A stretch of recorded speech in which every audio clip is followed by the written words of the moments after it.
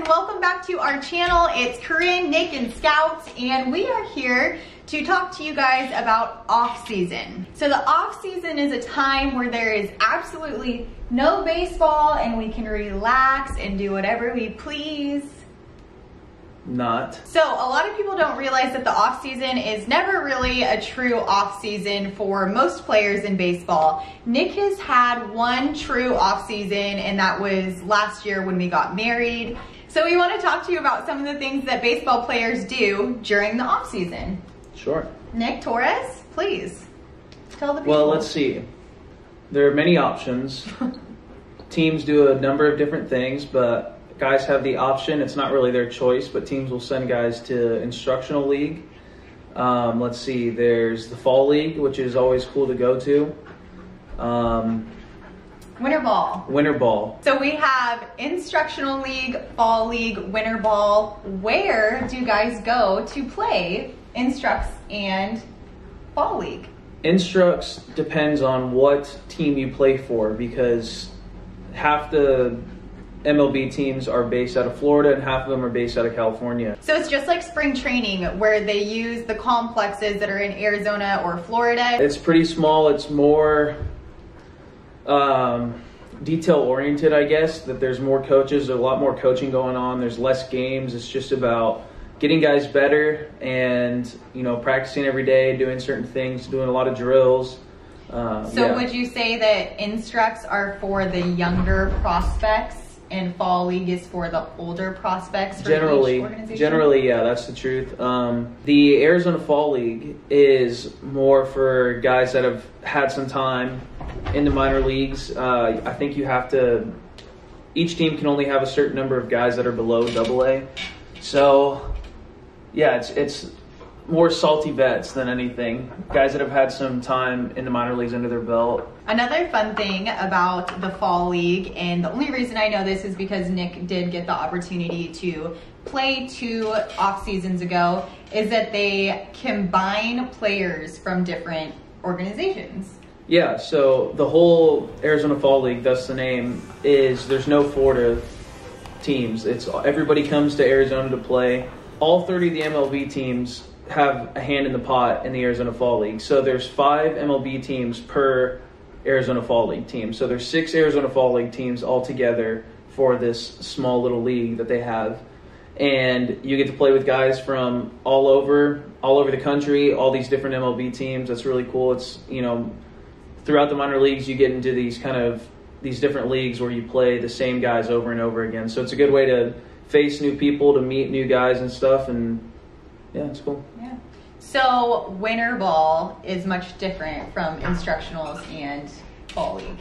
Winter ball is way different. Winter ball, you're totally on your own. There's not really an affiliate watching over you. There's obviously, all the MLB teams will send guys out to go watch dudes play while they're in the league, but for the most part, you go off on your own. You're not really tied to your MLB team at that point. You're playing with a bunch of different people that aren't in MLB, that are in the Mexican League, that are in the Dominican League. It's just guys from all over the world, all over the different countries and stuff. And yeah. So for the people, are there winter ball teams here in the United States?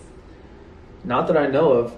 So some options for winter ball are Mexico. You can go to Mexico. You can go play in Puerto Rico, Venezuela, Dominican. I would say those are probably like the 4 most popular. There's some different ones. There's Australian League.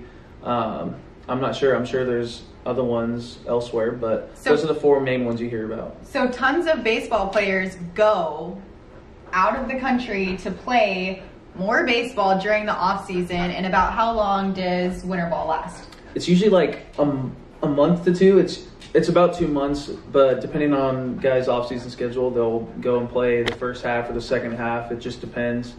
Yeah, the Scout just hit the thing. Oh. Scout! So that brings us to what in the world is the Torres family doing now that it's the off-season? Dun, da-da. We don't have any official plans yet, and I think you guys are starting to figure out that that's kind of the name of the game in our life. We are staying in Texas for 2 more weeks because we have the apartment and there's a couple things that we wanted to explore, so we figured we'd stay here for a few more weeks. Then we're gonna pack up. We're going to drive back to California, which is home during the off season, or it has been thus far. Once we get to California, hopefully we'll have a better idea of what's to come in the next few months. There are some things that are in the works, but nothing is finalized yet. So stop yawning. And as far as the off season for guys that actually get a true off season, baseball never stops. There is a little bit of time that they give themselves and their bodies typically with no baseball, but usually that lasts about 2 to 3 weeks. It depends. It depends how. 2 to 3 weeks. It depends your age. As the off seasons start to pile up, you realize what you need to do, you know, what things you need to focus on in order to get in better shape. I spent a lot of my time in my early, like probably my first 2 off seasons, doing a ton of extra stuff. That it's good to do extra stuff, but things that didn't necessarily translate to on-field results. Like what? Like just certain different type of lifts, like trying to get as big as I possibly could, wanting to come back and impress. And you realize that coming back and being big and strong and bulky doesn't really do anything for you if you can't put up numbers. No one's going to care if you're the strongest guy in camp if you can't perform. So just things like that, I think starting to learn what's more baseball specific, what's going to help me personally, what are my personal goals and things that I need to work on in order to get better and improve my game in the following year. Yeah, so just things like that. It depends, like I said, on your body, like how much time do you need to give yourself to rest. You know, we're playing 140 games and I think 151 days.